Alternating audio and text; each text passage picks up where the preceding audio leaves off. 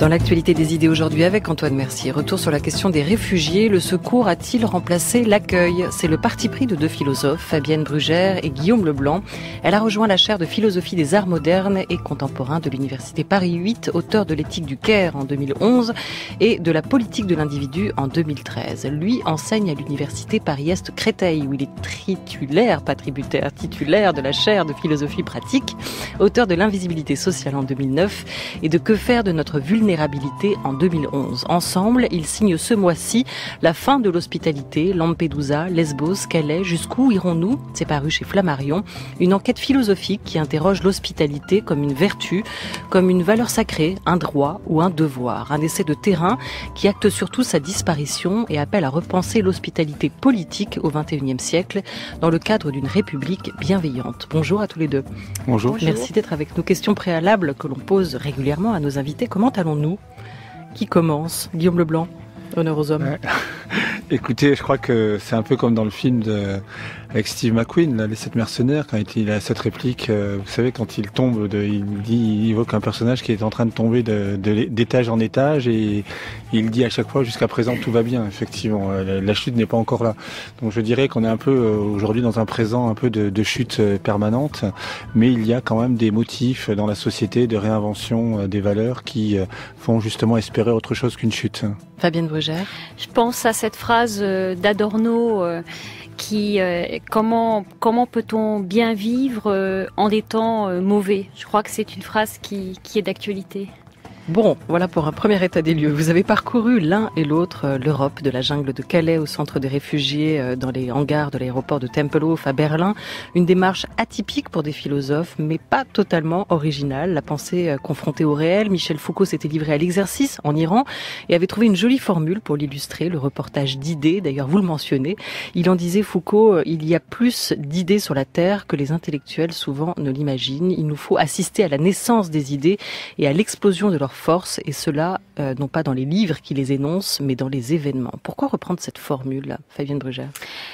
En fait, nous avons repris cette formule parce que nous pensons que la philosophie, ce n'est pas seulement des livres, ce n'est pas seulement une argumentation, mais c'est aussi aller voir, rencontrer des individus, et donc sur ces questions d'hospitalité où se joue quand même quelque chose de nouveau face à aujourd'hui de véritables politiques de la peur, de nouvelles formes d'hostilité à l'égard des étrangers. On pensait qu'il était intéressant d'aller explorer au moins en Europe les différents lieux finalement où se retrouvent ces populations exilées, les camps, les frontières. Non pas, bien sûr, pas dans l'idée naïve que nous allions trouver des vérités que personne n'aurait trouvées, mais dans l'idée que pratiquer une philosophie sensible, aller voir ce qui se passe, ça permet des formes d'écriture, ça permet aussi finalement on pourrait dire de remplir les concepts, enfin d'avoir vraiment aussi des concepts qui ont à voir avec une réalité. Qu'est-ce que vous appelez les politiques de la peur? Les politiques de la peur, c'est tout simplement le fait que malheureusement aujourd'hui, les questions de migration se sont retrouvées liées aux questions bien sûr de terrorisme, et que ça rend très très difficile de résoudre du coup de manière rationnelle cette question des migrations. Des politiques de la peur, c'est des politiques qui exacerbent les peurs des individus. Alors je crois qu'aujourd'hui précisément, il faudrait des politiques qui n'exacerbent pas les peurs des individus à une époque qui est effectivement difficile. Alors la peur ne fait pas une bonne politique à vous entendre, les bons sentiments non plus. Ça va être sur ce fil que nous allons tenter de déambuler ensemble jusqu'à 13h30. Votre point de vue juste sur cette démarche, Guillaume Leblanc, pour essayer de vous comprendre. Tempelhof à Berlin, la jungle de Calais, avant son démantèlement, puisque c'est là que votre enquête s'arrête. Grande-Sainte, Lesbos, Vintimille, qu'est-ce que vous avez vu, découvert, et éventuellement sur quel préjugés, les vôtres, êtes-vous revenus au contact du terrain? Nous avons découvert d'abord des lieux Je pense qu'une philosophie de terrain, c'est un état des lieux, au sens strict du terme. Et nous avons découvert des lieux qui sont un peu des hors-lieux, c'est-à-dire qui sont des lieux de nulle part, dans lesquels, au fond, c'est assez déconcertant de penser qu'en Europe, il y a des lieux totalement à la marge, comme des jungles, des campements, des lieux dans lesquels on a tout un ensemble de populations qui s'efforcent de vivre malgré tout. Et je pense que ce que nous avons découvert, ce sont beaucoup de choses, mais c'est notamment une très grande inventivité des migrants, des demandeurs de refuge, pour parvenir malgré tout à vivre dans des lieux invivables. Comment peut-on vivre dans des lieux tels par précisément le déploiement d'une grande invention et d'une grande force de vie. Ce sont eux qui font preuve d'inventivité ou les personnes qui essayent de les secourir? Les deux justement. C'est une composition d'inventivité. L'hospitalité aujourd'hui, c'est ça au fond. C'est pas simplement des personnes, des humanitaires, des associations qui font un travail pour aider des personnes, ce sont aussi des personnes qui se développent, se débrouillent elles-mêmes, s'efforcent de continuer à vivre malgré tout. J'avais encore une question sur votre démarche, mais Oui, c'est sur la même. C'est aussi sur la démarche parce que là on parle depuis trépigne tout à l'heure. Non, mais parce que vous nous dites bon, voilà, on fait du reportage d'idées, on va sur le terrain. Alors on voit bien ce que de l'idée au terrain, ce que le terrain peut vous apporter, mais jusqu'à présent on ne voit pas quand même comment tout cela fait émerger véritablement un concept ou une idée philosophique. Est-ce que vous pouvez nous préciser comment ça fonctionne, cette alchimie-là? Les concepts, ils sont toujours impurs. C'est-à-dire qu'au fond, un beau concept, c'est un peu douteux. Il faut un peu maltraiter les concepts. Ils sont chargés d'histoire, ils sont chargés de vie. Et donc, ce qu'on a découvert dans ces lieux-là, c'est précisément un état du concept d'hospitalité. C'est-à-dire qu'on ne peut pas aujourd'hui comprendre l'hospitalité en Europe, par exemple, si on ne va pas dans ces lieux pour comprendre très précisément qu'effectivement l'hospitalité des associations, des collectifs est ce qui rend possible une vie qui par ailleurs est rendue extrêmement difficile par le défaut d'hospitalité au niveau État national. Il y a donc un conflit des hospitalités qui est au cœur de ces lieux-là. Et ça, nous l'avons découvert de manière très, très sensible, très incarnée par des histoires. Oui, nous avons voulu montrer aussi qu'il y a une certaine universalité de l'immigration. Et donc ça, c'est bien une position philosophique. C'est-à-dire que dans la situation des Syriens, des Érythréens, des Afghans que l'on peut analyser aujourd'hui. Dans le pourquoi on part ou pourquoi. Voilà, elle renvoie à d'autres situations d'émigrés au XXe siècle. Elle renvoie, par exemple, aux Irlandais qui partaient aux États-Unis, aux Vietnamiens, aux Cambodgiens quand ils sont arrivés en France, aux quelques Juifs allemands qui ont pu quitter l'Europe. On a eu ce souhait de reprendre d'ailleurs là-dessus les textes de Hannah Arendt sur précisément les apatrides et sur le droit de tout humain à appartenir à une communauté politique. Et ça, c'est bien une entreprise philosophique, montrer l'universalité de l'immigration. Ce qui ne veut pas dire après qu'il n'y ait pas, bien sûr, des différences culturelles, des différences religieuses, mais il y a bien une certaine universalité de l'immigration que l'on peut analyser, par exemple, par la notion de perte, mais que l'on peut aussi analyser par un désir de persévérer dans son être, par la nécessité de partir. C'était ça le projet également. Sur cette idée de l'intentionnalité, effectivement, vous lui consacrez un premier chapitre, le passage de la mer. Le passage de la mer est intentionnel, écrivez-vous, il ne renvoie ni à un désir d'évasion, ni à un désir d'invasion. Il repose sur un calcul fondé sur un désir de persévérer dans cette idée d'être. L'être humain aspire à déployer sa puissance de vie, écrivez-vous. Et effectivement, vous vous référez à d'autres grands temps de l'exil, du départ, des migrations, et notamment les boat people, une manière de bien rappeler qu'il n'y a pas les bons réfugiés d'hier et les mauvais aujourd'hui, que l'intentionnalité est restée la même, en tout cas à travers les époques. Donc, confronté à cette situation, on peut effectivement s'interroger maintenant sur notre capacité d'accueil, cette fameuse hospitalité qui est au cœur de votre ouvrage. Juste une question là-dessus, la question de l'hospitalité, elle est partout confrontée, écrivez-vous, à des vents contraires. C'est la période, cette idée d'un repli ou d'une crispation identitaire universitaire qui a dicté cette réflexion avec pour vous un sentiment d'urgence, ou en fait cette question de l'hospitalité, elle s'est imposée petit à petit dans vos travaux comme un prolongement de vos précédents ouvrages. Vous avez travaillé sur la vulnérabilité, sur la précarité sociale, sur l'éthique du care, sur l'invisibilité. On imagine que cette notion d'hospitalité était déjà assez transversale. Oui, c'est toujours un peu comme ça entre guillemets. C'est-à-dire que je pense que quand on écrit un texte, c'est parce qu'on est traversé déjà par une forme de sentiment d'intolérable qui est propre à la perception qu'on a d'un moment de son présent. Et c'est aussi parce que ça rejoint des travaux antérieurs. Donc au fond, un livre, il est énigmatique parce qu'il est au croisement de ces deux éléments. Et c'est sans doute d'ailleurs cela que Foucault avait voulu signifier quand il parlait un peu de journaliste pour le philosophe, pour dire voilà, le philosophe c'est quelqu'un qui doit réfléchir sur les conditions de son présent, mais à partir de son propre travail. Et c'est vrai que l'hospitalité, dans les travaux de Fabienne comme dans les miens, était présente dès le départ sous la forme d'une interrogation sociale, disons, qui porte sur les conditions que l'on fait aux vies les plus fragilisées. Et justement, sous ces différentes formes, Fabienne Brugère, est-ce qu'on peut arriver aujourd'hui, pour vous deux, à une définition de l'hospitalité ? En fait, en ce qui concerne l'hospitalité, on est vraiment parti du fait qu'il y a deux types d'hospitalité. Qu'il y a d'un côté une hospitalité éthique et qui s'enracine sans doute dans un modèle domestique vraiment de l'hospitalité. C'est l'hôte, d'ailleurs en ces deux sens, et c'est le fait au départ de recevoir chez soi, d'ouvrir sa porte.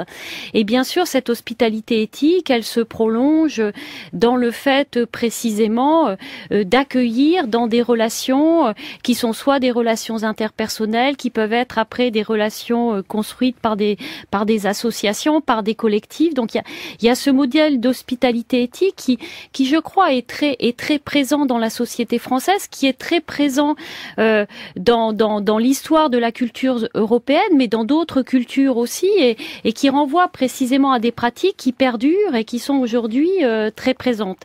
Et puis il y a ce que l'on peut appeler une hospitalité politique. Et ce qu'on a montré dans le livre, c'est que pour nous, l'hospitalité politique, elle se noue au XVIIIe siècle. Elle se noue au XVIIIe siècle avec les Lumières.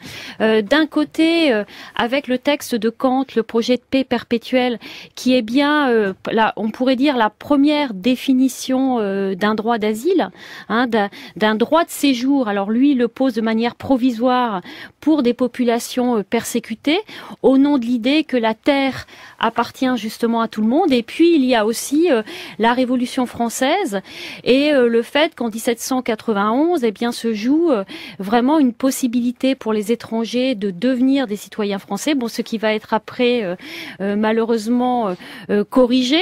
Mais donc au XVIIIe siècle, il y a bien vraiment la naissance d'une hospitalité politique. Cette hospitalité politique, ce qu'on a voulu montrer, c'est que d'une part, elle est en danger aujourd'hui mondialement. Elle est en danger mondialement à cause sans doute d'un certain nombre de populismes et de populistes qui arrivent au pouvoir. On peut citer bien sûr le cas des États-Unis, du prochain président des États-Unis, qui a quand même des positions vraiment très dures sur tout ce qui relève justement des migrations. Et puis par ailleurs, cette hospitalité politique, on a tenu à montrer qu'elle était toujours sous condition. Elle est toujours sous condition, c'est-à-dire que précisément, elle suppose toujours de la part des gouvernants de définir bien évidemment des conditions d'accueil. C'est pourquoi, pour nous, ça c'est le rôle des gouvernants quand même, non? C'est pas le rôle des gouvernants. Non, mais c'est pas seulement le problème des gouvernants. Disons que du côté des gouvernants, c'est ce qui fait qu'à mon avis, on ne peut jamais parler du côté des gouvernants d'un accueil illimité, parce qu'il y a toujours des normes juridiques qui précisément définissent dans un pays l'accueil. Et ça renvoie bien d'ailleurs au fait que nous sommes des États-nations et que chaque État-nation définit précisément ses conditions, qu'il serait quand même souhaitable effectivement qu'elles soient quand même pensées au niveau européen. Mais il y a aussi dans notre livre l'idée que en ces matières, la politique des gouvernants, elle doit s'appuyer aussi sur les gouvernés, sur la manière dont les populations souhaitent accueillir, sur la façon dont peuvent se créer des débats sur cette question de l'accueil et sur la manière dont on doit aussi donner la parole aux populations. Alors pour vous, l'hospitalité n'est ni une gaze sur une plaie, ni un baume enchanteur, elle est un soin approprié à des vies rendues vulnérables. Pourquoi l'époque est-elle devenue inhospitalière? Autre réflexion sur la question, celle du géographe Michel Fouché, qui lui questionne le principe ou la question de la limite. Il ne s'agit pas de se fermer, il y a une différence entre la fermeture et la limite. La limite, je suis tout à fait d'accord, il y a des textes de Kant là-dessus, de Hegel. La limite, c'est le point qui me permet de savoir qui je suis et à partir duquel je peux négocier avec l'autre. La limite, c'est pas la borne. La limite, c'est le point. La limite m'oblige. Si je pose une limite, je sais que l'autre existe, que l'extérieur existe. Sinon, l'option, c'est la borne. Et actuellement, tout le discours populiste des dirigeants porte non pas sur les limites de l'Europe par rapport aux migrations, mais sur le bornage, c'est-à-dire la fermeture absolue, c'est-à-dire la négation de l'autre. C'est le mur. Le mur, la limite, le bornage, comme nous dit Michel Fouché, Guillaume Leblanc, sur cette époque inhospitalière. Oui, nous sommes à un moment où effectivement les murs ont tendance à prendre le dessus sur les ponts, de telle sorte que nous avons une conception de plus en plus restrictive de la frontière, qui est sans doute liée à une dramatisation excessive de la réalité de la nation aujourd'hui. Et il est important de revenir, vous demandiez tout à l'heure, au fond, qu'est-ce que c'est que l'hospitalité? Je crois qu'il est important de comprendre que l'hospitalité est toujours une réponse à un appel qui est lancé par un individu, un ensemble d'individus dont les conditions de vie sont mises en danger. Et dans le livre, nous avons vraiment insisté sur le fait qu'il y a effectivement une conception relativement traditionnelle de l'hospitalité selon laquelle l'accueil à l'autre se fait de manière inconditionnée par l'ouverture du chez-soi. Ce qu'on a appelé le modèle éthique de l'hospitalité. Et nous avons voulu non pas du tout critiquer ce modèle, mais montrer qu'il ne pouvait pas prendre la place d'une compréhension politique de l'hospitalité selon laquelle l'hospitalité est la création d'un dispositif. Au fond, historiquement, on pourrait dire qu'il ne peut pas y avoir d'hospitalité sans l'instauration d'un hôpital au sens large du terme, c'est-à-dire d'un lieu dans lequel on prend soin des populations qui sont fragilisées. La création de ces dispositifs, de ces lieux, est véritablement quelque chose qui est impératif. Et ce qui nous a frappé, Lampedusa, la jungle de Calais, tout ça, c'était des lieux pour vous? C'était des lieux pas suffisamment hospitaliers. Voilà, c'était des lieux qui manquaient d'hospitalité. Et je dirais que pour reprendre l'exemple de Calais, quand Calais n'a pas commencé avec Calais, Calais a commencé avec Sangatte. Et à Sangatte, il y a eu quand même la création d'un dispositif d'accueil par la Croix-Rouge en 1999, qui a été démantelé par Nicolas Sarkozy en 2002, alors ministre de l'Intérieur.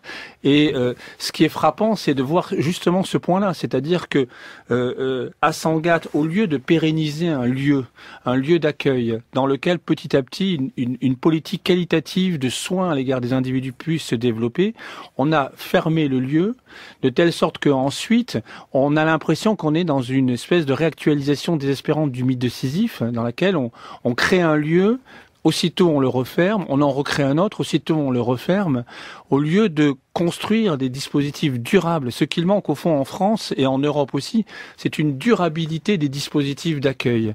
Et cette durabilité, elle n'est pas faite pour que les populations qui soient accueillies puissent séjourner sur place de manière durable. Elle est faite pour permettre justement à ces populations de s'intégrer dans des meilleures conditions précisément. Mais est-ce que le lieu ne devrait pas être tout simplement le territoire national? Pourquoi est-ce qu'il faudrait que ce soit des lieux délimités, des lieux quand vous soignez des populations où l'étranger, l'autre finalement ne se mêle pas à l'hôte? C'est des lieux provisoires, c'est-à-dire que ce sont des lieux durables, mais dans lesquels les populations sont admises de manière relativement provisoire. Quand vous soignez des individus qui sont malades dans des hôpitaux, la finalité de l'hôpital n'est pas que de maintenir les populations dans le lieu même. Elle est de rendre possible justement à nouveau le retour des malades dans la société. Ce que faisait Cazeneuve quand il a fait ses centres d'orientation, c'est justement qu'il était d'orientation pour les migrants après l'épisode de Calais. Est-ce que ça vous convient? Il y avait cette idée, sauf que la rhétorique mise en place était d'abord la rhétorique du démantèlement. Étymologiquement, démanteler, c'est enlever le manteau de quelqu'un. Donc c'est quand même un drôle de signe pour l'hospitalité. Oui, et mais pour ensuite, les remplacer par des centres d'accueil. Donc si on est sur le lexique aussi, oui. Oui, sauf que ces centres d'accueil et d'orientation ont vocation à permettre à une population d'être intégrée pendant 3 mois. Ce n'est pas un temps qui est compatible avec le fait d'honorer la demande d'asile. Donc oui, évidemment, c'est mieux que rien, ces centres d'accueil et d'orientation. Mais il faut que ces centres d'accueil, il aurait fallu que ces centres d'accueil existent dès le départ. Et il faudrait aussi que on demande aux individus, aux demandeurs de refuge, leurs souhaits, leur volonté. Et vous savez, c'est ça qui nous a frappé en allant à Calais ou ailleurs, c'est que on voit le demandeur de refuge comme une victime ou comme un barbare, mais on ne le voit jamais comme un individu rationnel qui a un projet de vie encore, qui souhaite, qui connaît les raisons de son départ, qui sait où il veut aller. Une politique de l'individu devrait émerger dans ces centres d'accueil et d'orientation. Or, on a l'impression qu'on est plutôt dans une espèce de biopolitique, c'est-à-dire une gestion des vies à minima dont on ne sait que faire et qu'il faut à un moment donné regrouper dans des centres parce que nous ne savons pas comment les insérer et les intégrer véritablement. Le secours a-t-il remplacé l'accueil dans la fin de l'hospitalité? Nos invités, les philosophes Fabienne Brugère et Guillaume Leblanc, interrogent donc cette pulsion de mur actuelle. Notre modernité a dépouillé l'hospitalité de sa positivité, écrivez-vous, elle a retiré à l'étranger sa profondeur et son aura. France Culture, il est 13h18.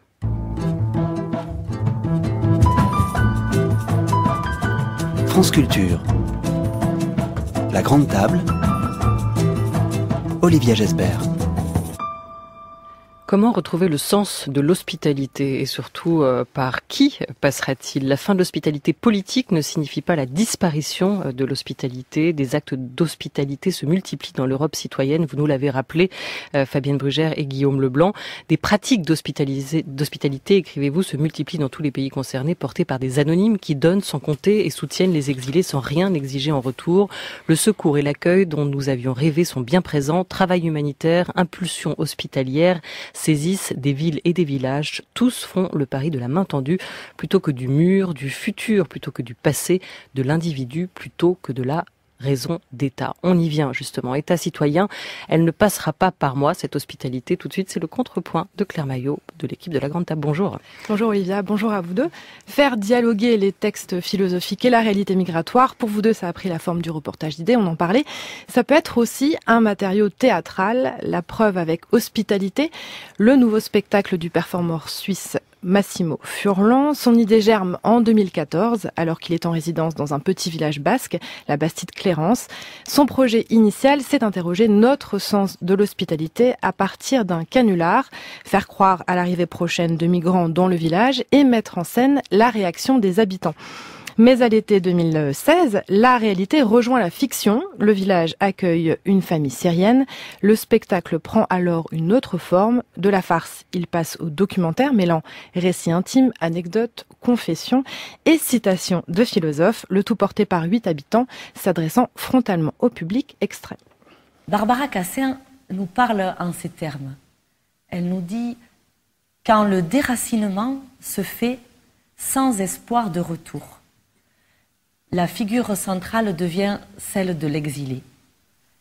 Pour moi, l'hospitalité, c'est accueillir l'autre sans rien attendre de lui, sans condition. Pourtant, je me rends compte qu'entre la théorie et la pratique, il y a parfois un fossé. Du coup, je me demande, est-ce que l'hospitalité inconditionnelle existe vraiment? Et sous quelle forme? Les Bastidos sont plutôt bienveillants, ça se passe plutôt bien. Non, ils ne sont pas tous bienveillants, Véronique. Ils ne sont pas tous bienveillants et moi je ne suis pas bienveillant du tout. Vous le savez bien, je ne suis pas d'accord avec ce projet qu'on fait venir les gens. En plus, vous les avez foutus dans une maison à côté d'une des miennes, que la mienne, elle a déjà perdu la moitié de sa valeur. Cette expérience a été menée sur la durée, plus d'1 an et demi, un temps marqué par le doute, on l'entend, mais nécessaire pour interroger en profondeur cette notion d'hospitalité. C'est ce que me disait ce matin le metteur en scène Massimo Furlan. Dans tout le long du processus, on a amené des textes de Vernon, de Barbara Cassin, des textes de l'Odyssée, des textes de Derrida aussi, qui sont au fil du temps, soit ont disparu, soit ont été mis un peu de côté comme ça, et qu'on a lu ensemble, qu'on a fait lire à certains, qu'on a commenté ensemble, discuté. qu'ils ont peu à peu commencé à incarner aussi par rapport au travail purement scénique. Ces textes, ce sont les leurs, quoi. Ils les incarnent, ils les défendent, et ce savoir-là, cette pensée-là, leur a aussi posé des questions véritablement sur leur manière d'être et d'agir, je pense. Ce qu'il faut savoir, c'est que on avançait dans la création de ce projet et l'histoire s'écrivait en fait dans le réel, c'est-à-dire il y a eu des moments de doute de toutes sortes, des moments un peu cataclysmiques comme ça, mais aussi à un moment donné, je me suis demandé si on n'allait pas faire aussi le spectacle le plus triste et déprimant de toute l'histoire du théâtre, dans la mesure où ils étaient à deux doigts de baisser les bras par rapport au projet d'accueil dans le village, parce que c'était extrêmement difficile. Ils se heurtaient à une administration lourde et qui a une capacité de vous démobiliser absolument phénoménale. Et donc, à un moment donné, je me dis, on va parler d'un échec, quoi. On va parler de quelque chose que l'on ne peut pas, qu'on ne peut plus, ou qu'on n'a pas réussi. Claire Maillot. Fabienne Brugère, Guillaume Leblanc, au-delà de cet écho à votre propre démarche, ce qui frappe ici, c'est la dimension personnelle, presque intime de l'hospitalité. Vous parliez tout à l'heure d'hospitalité éthique. Est-ce que ça n'illustre pas un mouvement plus général qui ferait de l'hospitalité moins une question politique, prise en charge par l'État, qu'une éthique personnelle? Est-ce qu'elle n'est pas sans ambiguïté, cette éthique personnelle? Bien sûr, l'hospitalité, traditionnellement, a à voir avec l'éthique personnelle. Et quand elle a à voir avec l'éthique personnelle, ça nous rappelle précisément que l'hospitalité est difficile. Hospitalité, ça va aussi avec un risque d'hostilité, ça va avec le fait, comme le disait tout à l'heure Guillaume, que c'est d'une certaine manière entendre un appel, répondre à quelqu'un qui nous dérange bien souvent. Donc en fait, c'est forcément du registre de la difficulté. Comme c'est du registre de la difficulté, précisément, l'hospitalité, c'est la raison pour laquelle il faut aussi que ça devienne une affaire collective. Il faut aussi que ça devienne une affaire collective. Il faut aussi finalement qu'une nation, qu'une culture, elle puisse précisément promouvoir du coup des signes de l'hospitalité. Mais justement, est-ce que c'est au nom de l'hospitalité? Je trouve que c'est assez intéressant ce qu'on a pu voir dans l'affaire Cédric Héroux, qui est poursuivi pour rappel, pour mémoire, pour avoir hébergé des réfugiés dans la vallée de la Roya où il habite. Il est en attente de jugement. Et un manifeste est paru dans l'Humanité le 12 janvier dernier qui appelle à se montrer solidaire des personnes en situation de précarité. Et ce mot de solidarité est répété plusieurs fois, à aucun moment celui d'hospitalité. Est-ce qu'il ne faut pas tout simplement laisser l'hospitalité à l'État et confier aux citoyens le soin d'être solidaires entre eux? Je pense qu'il y a une relation entre solidarité et hospitalité. On parle de délit d'hospitalité ou de délit de solidarité. Donc, en réalité, je pense qu'il ne faut pas forcément opposer les termes et plutôt comprendre effectivement que dans l'hospitalité, ce qu'il y a d'absolument intéressant, c'est au fond ce pari de l'accueil qui est effectivement au cœur de la notion d'hospitalité. L'hospitalité est un risque toujours. Mais vous voulez pas opposer les termes, pardon, Guillaume Leblanc, mais en même temps vous opposez vraiment dans cette enquête, dans cet essai, l'État aux citoyens. Vous l'écrivez, tant que la République ne luttera pas contre le racisme qu'elle produit indirectement ou directement, aucune règle de l'hospitalité ne pourra être établie démocratiquement. C'est quand même un peu toute l'ambiguïté, c'est que vous semblez dire que la fin de l'hospitalité serait due à une sorte de xénophobie d'État, là où c'est peut-être plutôt l'époque ou la raison d'État qui freine l'hospitalité. Elle a un coût, cette hospitalité, il faut quand même le rappeler. Les économies européennes sont en crise. On n'a peut-être tout simplement plus les moyens d'accueillir. Mais c'est la raison pour laquelle, précisément, on dit bien que l'hospitalité est sous condition.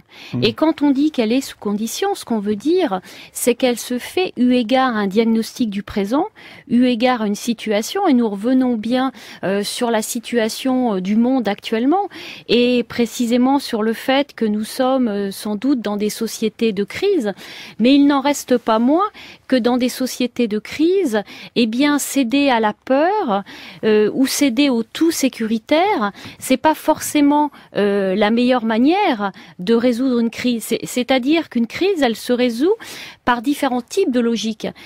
Qu'il y ait de la sécurité, qu'il y ait précisément des règles et des lois en faveur de la sécurité, c'est bien évidemment nécessaire, mais ça ne veut pas dire pour autant qu'on doit faire disparaître tout ce qui renvoie à une hospitalité politique et à la définition précise d'une hospitalité politique. Puisqu'on est justement dans le politique et le philosophique, clairement posé la question, est-ce que vous pensez que derrière cette question sécuritaire se cache réellement un racisme d'État ?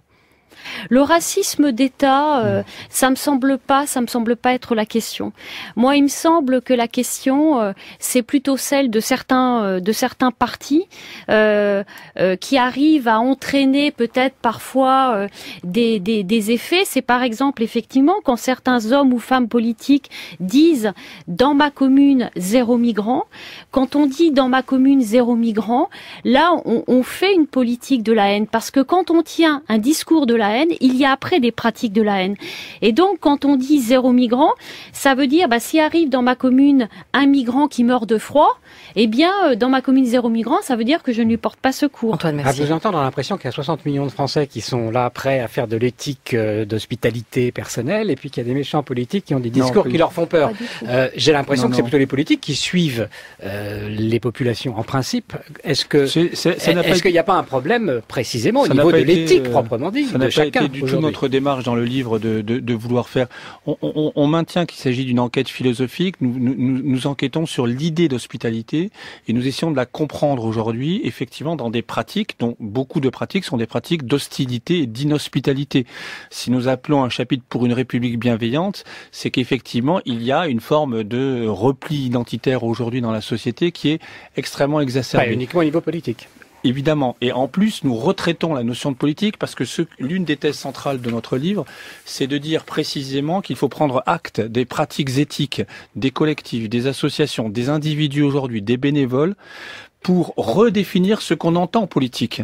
Et de fait, aujourd'hui, il y a une redéfinition politique positive de l'hospitalité par exemple, la création de villes-refuges qui est en train de s'organiser en France. Je rappelle qu'aux États-Unis, par exemple, les villes sanctuaires, les villes-refuges, qui sont plus de 37, je crois, permettent aux migrants qui arrivent à San Francisco, à New York, etc., de bénéficier d'une carte locale d'identité. C'est ce qui va être cassé par Trump actuellement. Et Guillaume Leblanc et Fabienne Brugère, vous terminez cet ouvrage par une véritable déclaration de la République bienveillante avec des pistes de solutions. On se quitte en écoutant la voix de Jacques Derrida qui a quand même avant tout théorisé cette question de l'hospitalité. Doit-elle être pure et inconditionnelle? On termine avec ces mots.